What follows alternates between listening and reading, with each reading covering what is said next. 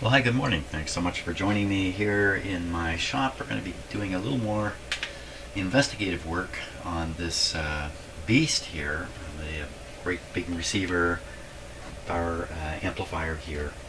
I'm going to focus on this power amplifier. As some of you will have noticed already, there's a lot of fishy stuff about this amplifier. Lots of fishy stuff. So let's take a good close look at the fishy stuff here. These are the leads I've got temporarily connected for the speaker. I'm just going to get them out of the way. What's fishy about this? Right away, floating connections. Fishy. These two transformers. Fishy. The way this is wired, just two wires going to this multi-terminal jack that's supposed to go to the speaker. Very fishy.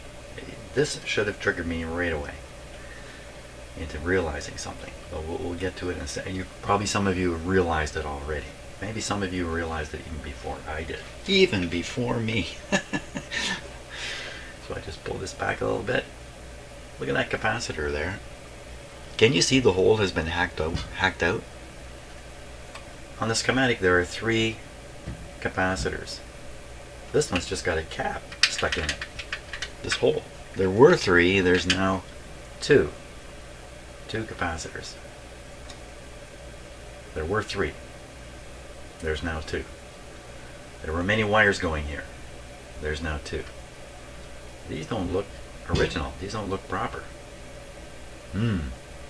What is going on in here? So what I've done in order to answer that question is I sketched out. Let's see how this comes up on camera here. Don't freak out. First diagram's a little messy, but they get better as we go. So this is the first diagram I made. Basically tracing the wires as you see them, pictorially. Sort of a pictorial diagram, if you like. This kind of forces me to examine all the connections very, very closely in that. We can't forget that along with these 2 transformers, up on the top out of sight is a output transformer and a choke coil beyond this hole here. So these 2 wires are heading to a choke coil. Okay, so having done that, I then prepared this. I then prepared this. And I finally ended up with this, which we will look at. This is what this guy is. This is what is actually in this machine. I haven't compared this yet to the schematic of the actual radio, the original schematic, but it may match. It may match quite nicely. I'm not sure. So we've got the input signal coming in here. Got a ground here. So these are really 2 separate transformers electrically. In fact, physically, they're 2 separate transformers. So we can imagine there's a push-pull type signal coming in here. So back here are the 2 45s. One, pushing and pulling, doing the push-pull thing. So we're setting up a push-pull type input signal coming out of here and out of here for the two A3s that are sitting there. So that's pretty straightforward. Signal comes in, just goes through a transformer. You can ignore the fact that they appear to be connected here. They're really not. They're really separate. Each one feeding the other. Now there's a capacitor here between the 2 grids. Not exactly sure why you would put that in there. I can guess. It's a small capacitor. Keep some kind of RF resonance from occurring or oscillation or something. I'm not really sure what it's there for. That's, you can barely see it, or can you even see it? It's this little gray capacitor there.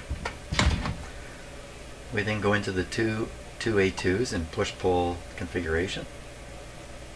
If B plus is reaching these tubes through this output transformer, through the center tap, and the output signal, of course, is being developed, the AC signal is developed in the transformer and transformed to the speaker.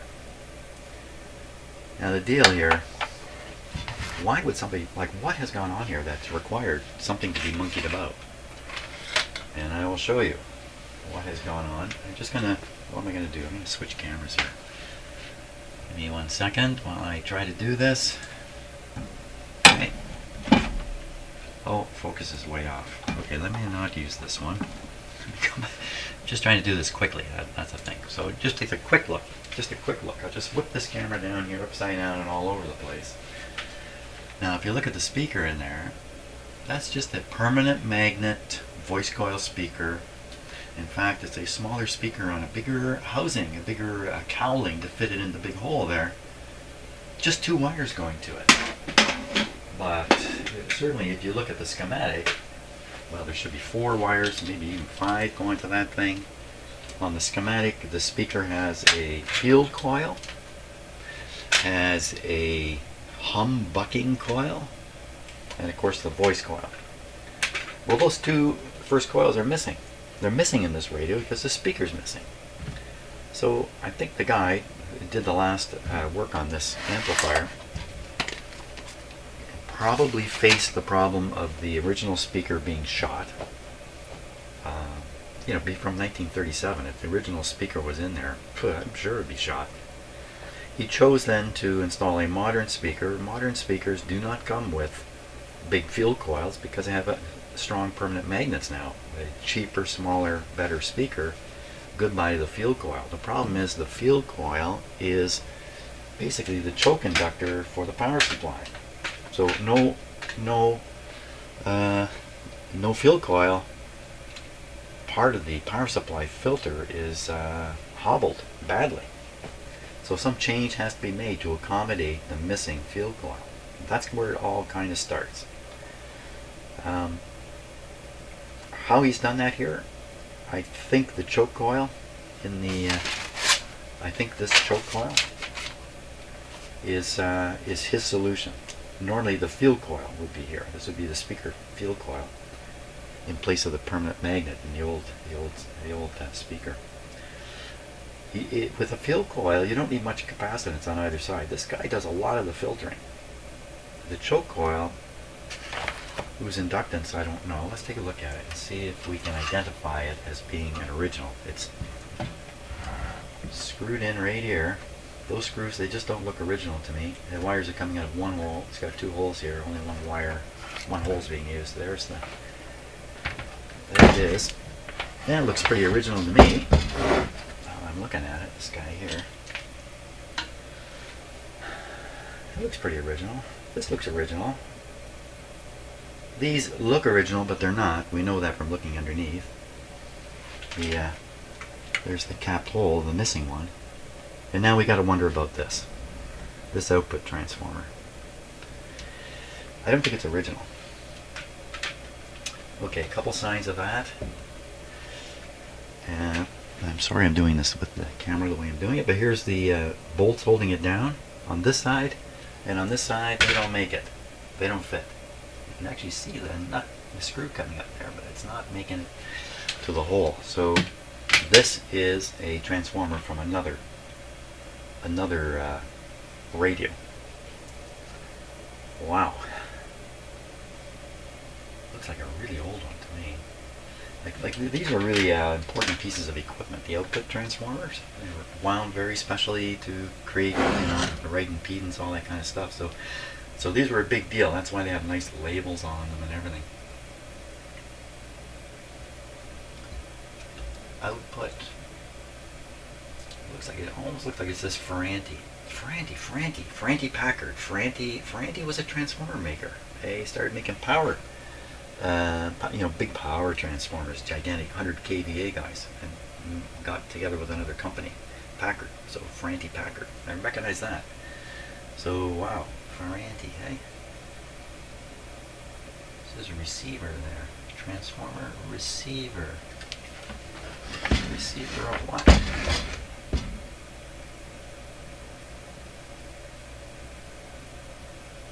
Plate. Huh, it says right on it. Down here it says plate, and then probably says center tap or something there. So you know what? I think the terminals are protruding under this tape. Somebody's put some black tape. Either the black tape indicates the age that the work was done. That black tape is going to be from the 70s or later.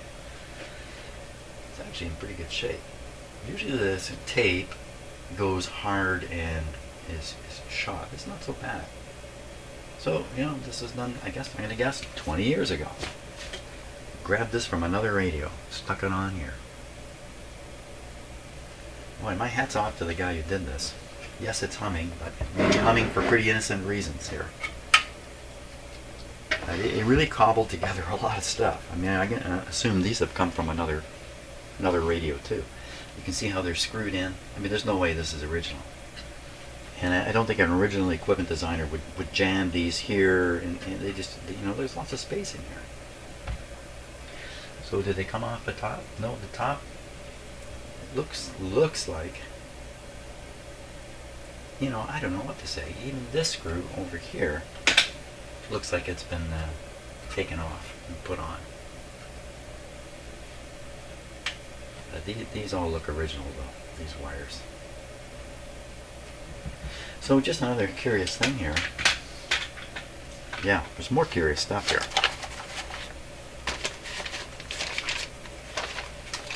Looking at this diagram again. So we look at the power supply. This is the rectifier tube. Here's the B plus being taken off the filament here. Goes through a rather standard sort of filter, right? Capacitor, choke coil we were talking about, capacitor. Nice filtered, filtered enough to run an output transformer and not have too much hum. Hum. This guy's humming. And now, coming out of this transformer, it's this wire right here.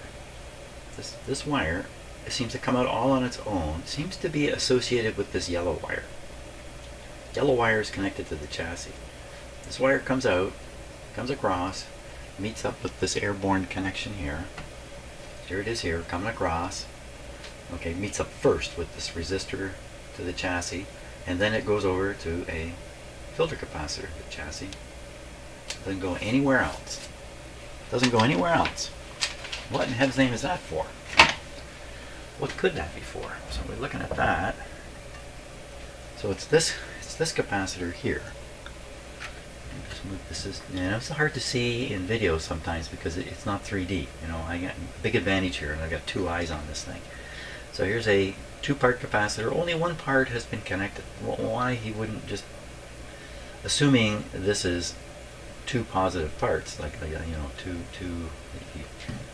Maybe he could have joined these together, get a little more oomph in there. But what's it doing anyway? It's filtering at the top of this resistor, which is cooking, by the way. So that's it. There's no wires going anywhere else from this.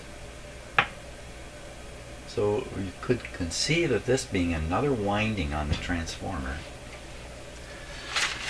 I'll get my best transformer diagram here. Power supply transformer. Here it is here. So this is what I'm imagining is inside the big transformer here. This is what I figured out from looking at it. Here's the power coming in. We have two black wires receiving the power. Here it is right here. And then this yellow one coming out, heading to the chassis and heading over this way. I'm just talking about it. Basically feeding a resistor. What is this? A heater? Something that's just a heater you put in here? What is it? So you can see there's I'm sure there's a separate filament. Here's the wires. Filament winding for the rectifier. A separate filament winding for the output tubes. Here it is here. And this is the high voltage coming out.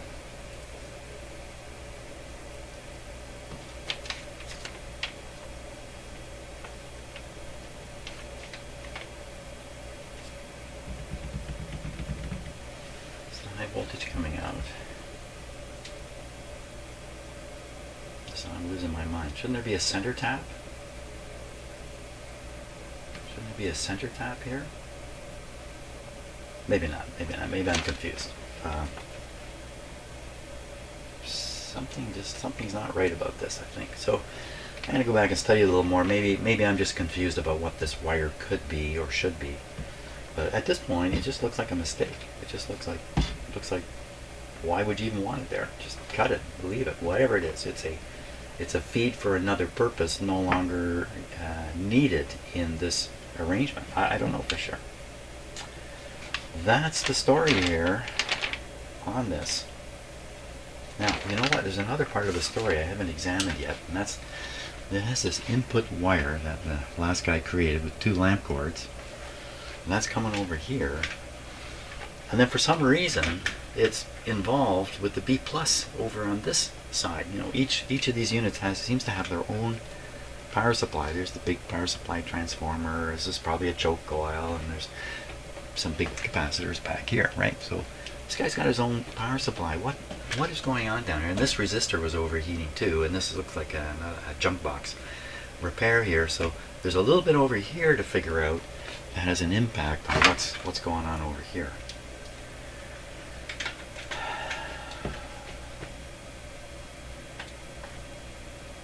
Right. Gonna just take a deep breath here and think about stuff. So I'm gonna stop for a little bit. I'm gonna sort out the situation with the wires. What's coming over here? Is there B plus coming over here from over there? Or what is going on? I will study that up.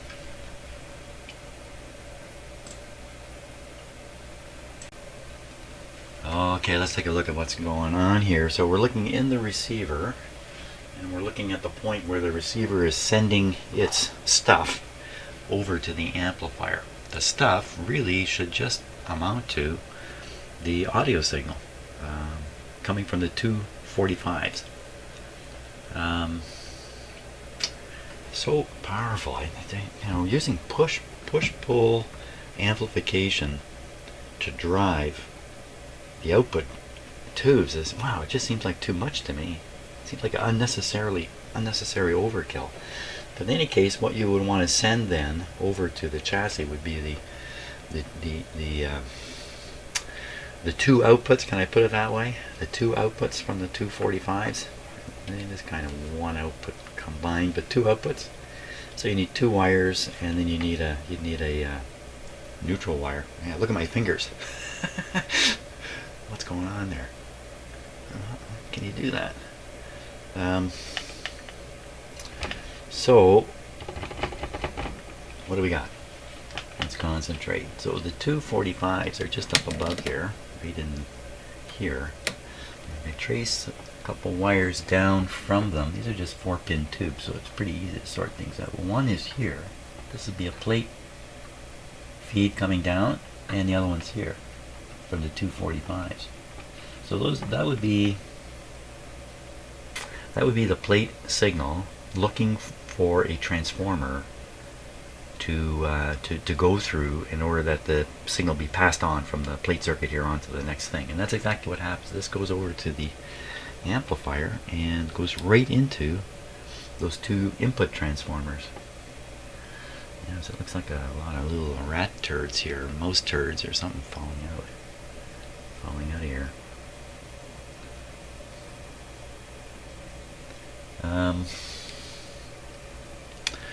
So right behind it here is the capacitor, one of the capacitors anyway, for filtering inside the radio here. And you can see the fellow's marked it plus. Can you see that plus and the plus sign on there? The plus is on this resistor. So, you know, this is, what exactly is that hooked up to? Well, it's hard to be absolutely sure, but I'm going to guess at this point it's a 3-part capacitor, and the chassis connection is just the metal can. I'm pretty sure that's how it is. What can I see? You know, I see written on this capacitor 2 times 43 microfarads, so it's only 2. Okay, so one of these terminals is a ground terminal. It could be this one. The negative terminal. I shouldn't say ground terminal. So here's the what is this? This is not the rectifier tube. It is. That's the rectifier tube here. I'm not gonna be able to figure it out. Okay, so but just going, I'm not gonna be able to figure it out on camera, but just going over it kind of lightly. Look, these are all new wires somebody's put in. This has all been changed around. And these capacitors, they don't look original to me. So why would you want to connect the B plus over to the amplifier from here? Why would you want to do that? Okay, I'm gonna do. Okay, I'll keep it going. Keep it going there. Let's do this. We'll flip over here. And what I'm looking for is my voltmeter, which is probably buried somewhere now. Okay, so I'm gonna poke around here and just see if any of these things are chassis grounded or not. I'm thinking this one is a ground connection. Look at that, got a 0. So now I'd almost think it's the other way around, in that the B plus is coming from here into here through these resistors and finding a ground terminal here. That's a stupid thing. Why would that be? He's trying to make use of the third capacitor. There's no third capacitor. It's a ground terminal. Oh, it's okay. I'll be okay. I'll be okay. Okay, but I won't be okay, because let's go back to the close-up camera here, because there is another one here. So this white wire is coming over to the terminal here, and it's going to go out on the cable. Yep, there's definitely a wire hooked up to this terminal. So what he's really got here, he's got two. He's not using all the terminals like they were originally. He's got the 2 wires here.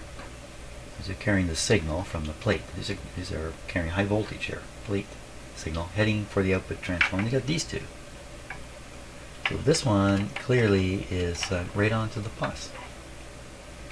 And this yellow one, you just have to back up a little bit for the camera. Whoops, to see where it's connected. It's soldered here, of all the odd places to solder it, but you know, that's as good as chassis. So he's sending over B plus in chassis. So if we go over now to the amplifier, just a second here, a little tangled up. Get a look here. So that's the wire coming in. And so this one is grounded. This is the rivet terminal. It has a rivet on it. This is grounded. This would be the signal, and because it's going right here, and the other signal was here, leaving this wire. So this would be potentially the B plus wire. So what's he doing with it in here? Okay, so there's a red wire hidden there. So a red wire is going over to here. Okay, this is where I got to look back at my diagram now, see what I actually did on the diagram of this. How did I? So you know, I did not diagram this particular area very well. I didn't pay a lot of attention to that, to this, until just now.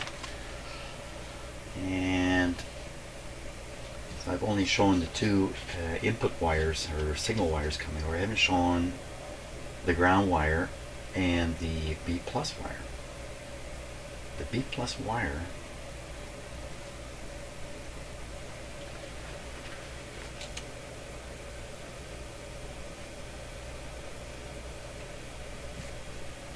to the primary side. Sure.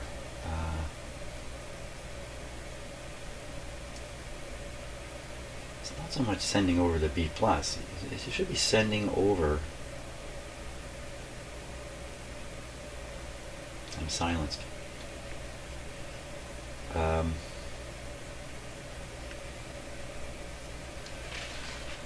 let's stop for a minute here. Okay, let's take a look at the schematic here and see if we can sort out what's going on. Let's start with the 2 45 tubes, audio driver stage. So the plates on those 2 tubes, which are in push-pull, get their B plus from the center tap here. And therein lies the whole deal. So it takes off the B plus here after this filter, There's more filtering here, and then that field coil is probably doing some more filtering. And they want to filter the DC supply really, really nicely for the front end of the radio, because any little bit of hum is going to be amplified. Back here, you can have a little bit of hum in the voltages, a little bit of a hum voltage in the voltages, the B plus on that. Chances are you can't hear it. And I think this technique of using output transformers, center tapped output transformers, push-pull, I think inherently is fights hum, I think. And then the last thing is they have a hum-bucking coil on the speaker. They're doing a lot here to try to control hum, including right at the last minute, putting that there. Of course, that's gone. That doesn't exist in the speaker that's in here now. So what this means is, coming over on that 4-wire cable is the 2 signal wires to reach the I've gone crazy, to reach the 2 signal wires coming here. And then here they've got to bring over B+, but they can't use the B+ generated in the amplifier. They got to use the B+ from the receiver, so they have to transmit it over on this wire. It goes into the center tap here. I had this drawn wrong on my diagram. I corrected it now, so that's how B+ gets to these guys, and then the output just gets jammed onto the grid of these guys. It's really pretty simple stuff. You can see how critical these transformers are. These transformers are not off-the-shelf transformers. These would be built specifically for this radio. They must have built many, many, many of these radios, I think. They really put a lot of effort into it. 1937.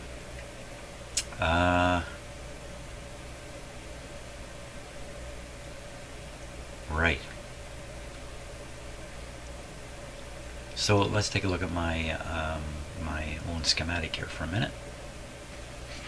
Okay, so what I'm showing now is that 3 wires coming over, one of them carrying the B+, and it goes to the center tap of these.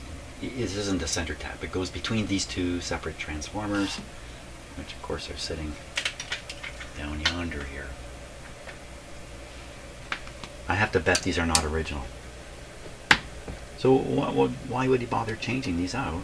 Yeah, I could be wrong about that, but they just don't look original. Why would he change these? Why not use the one that was here? Okay, so it's possible the one that was here was defective. So it's quite possible the output transformers, input transformers. Well, it could be they were defective. There's one transformer, just take one winding, whole transformers out of the picture, you'd have to replace it, and he's gone and found 2 to manage to do this. I mean, it's pretty impressive, in a sense. What we still don't, or what I still don't get, is this resistor to ground and this separate filter. How does that fit in? So maybe if I work back on the schematic from the transformer here and chase down all the wires, I'll find out that there's 2 here that are kind of unaccountable. The 2 that are showing up over here. It looks to me like it's just an error. Probably an attempt to mimic the original schematic and ending up with a bit of nonsense there. And this resistor's cooking too. So let's go back on the schematic then, and we'll take a look and see if we can figure out what the heck is going on down here. Okay, so what the heck is going on down here? So here's the transformer. 2 wires on the primary side, no surprise with that.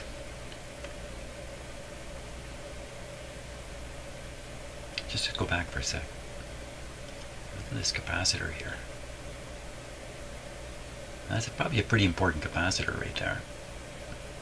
I'm going to go looking for that one at some point in the radio itself. I think I'm looking at it right now. It looks like a big steel or metal clad capacitor. Okay, back to this. And if we say right up here, Jim. I lost track of what I was doing, for God's sakes. What was the? Oh yeah, that last wire. What's that last wire? So come down here. Oh, look at this thing. Oh, look at that. So it's a center tap on this. It's the center tap. Ooh, what's going on here? The center tap on the filaments. That's right. What am I talking about? Wait a minute. This doesn't quite make sense. I'm thinking this is... Oh, I'm getting confused. I'm starting to think these are the rectifier. So what do we want to do here? We want to bias. We want to bias these tubes. Is that right? Is that how you would... I'm not going to generate any bias here.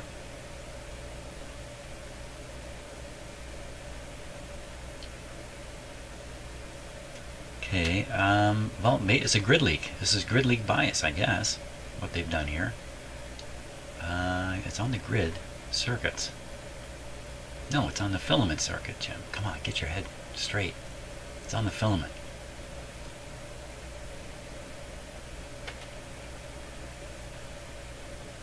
Filament of the output tube. Well, the filament is the cathode. So, so there is a DC flow through here. So yeah, so this is okay. Excuse me for just taking a little too long to realize what should be obvious. This is just a cathode resistor for cathode biasing.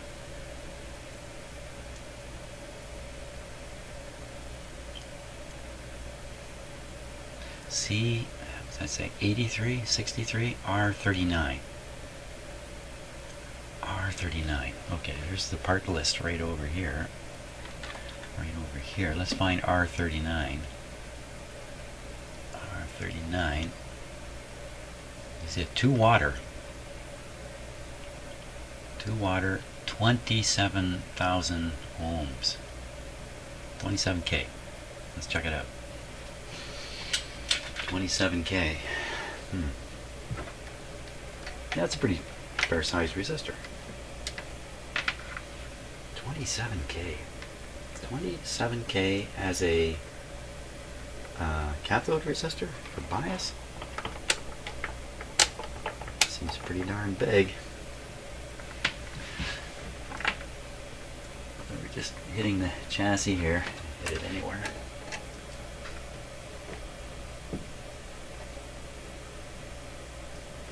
I'm reading through the winding.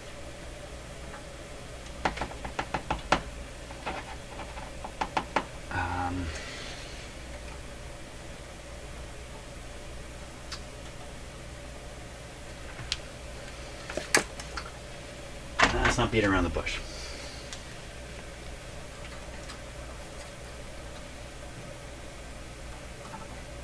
I don't need as much of this here as I can for now.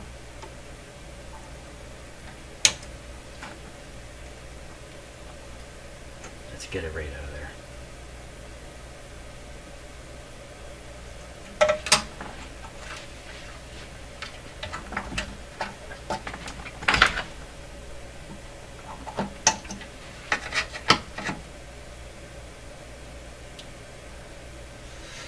Cooked to pieces, I would say.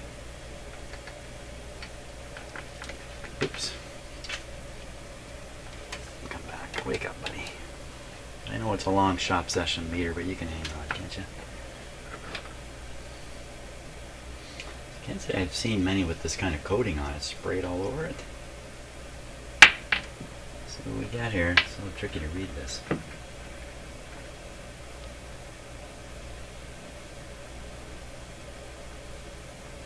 $700 ohms?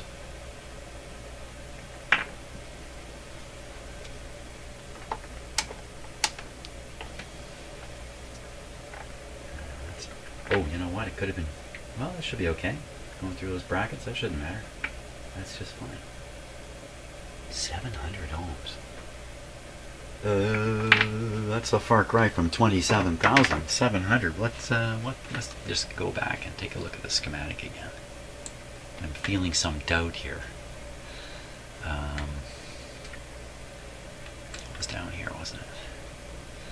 So the resistor in question is this one. Does that say 38? For sure. 38 or 39? Is there maybe the 38 is right here to be seen quickly? No, 35, 37, 38, 36. Got to be 39. Must be 39 down here. 39. Okay, 39. Let's look for that. 39. Whoop, whoop, whoop, whoop. Shrink this down, Jim.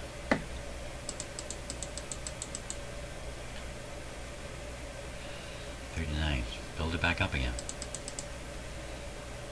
700 ohms. 7 watts. Well, that makes a lot more sense. 700 ohms. 7 watts. So this thing is meant to get really hot. That resistor, yeah. 7 watts coming out of that resistor, it's going to get really hot. Which it did.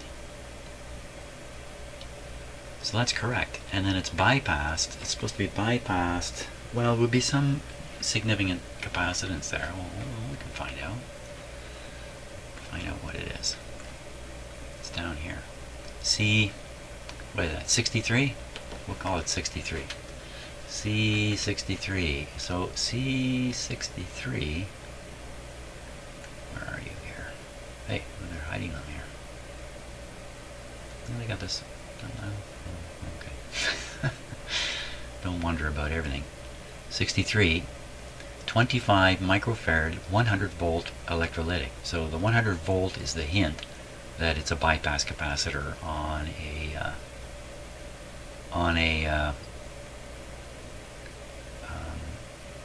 cathode resistor. 100 volts is pretty high. Doesn't mean there's 100 volts there though. And they wouldn't want to bias with 100 volts. It's not leaving much for the tube to operate with, I think. That's not the right way of putting it.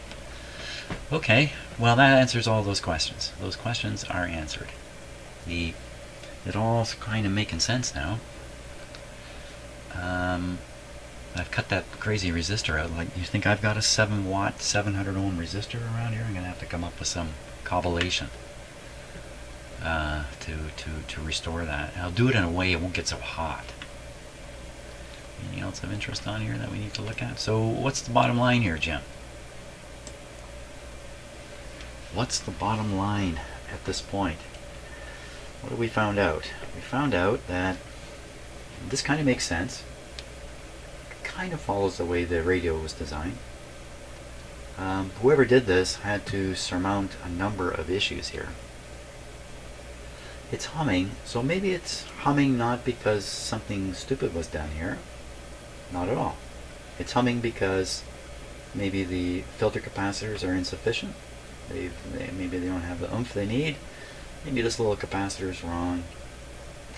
I think maybe what we would want to do is interrupt the input side of this. Think about this for a minute. When this is running fully, there's a DC current going through the primary, the input transformers. When I just run the amp, that current is missing. I can't imagine how that would introduce some kind of hum or any other kind of consideration that would have to be made for, when we're testing this thing without the receiver operating. It was humming with the receiver going. Did I play this? Yeah, I did play this on its own and it hummed. So I know the hum is coming from here. So a couple other possibilities: the defective rectifier tube, problems with the output tubes. Not likely. It's not likely a tube problem. It's most likely a weak capacitor. So there's two capacitors that are in here. One here and one here. Right, the gray one, and you can't see it. There's a big one, a big paper one up here. I think I should probably go ahead and just replace these two right away. That's easy to do, and maybe the hum will go away. We'll find out.